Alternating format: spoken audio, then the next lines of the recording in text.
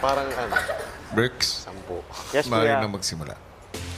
So, guys, we love you. I love you too. No personal So, pinipili namin yung taong to kasi sa days pa lang na nakasama namin siya, alam namin na sobra siyang matapang, marami pa siyang mapapatunayan, matapang talaga siya, and believe po kami sa story niya.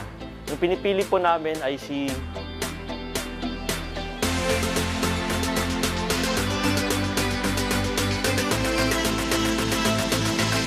Kai.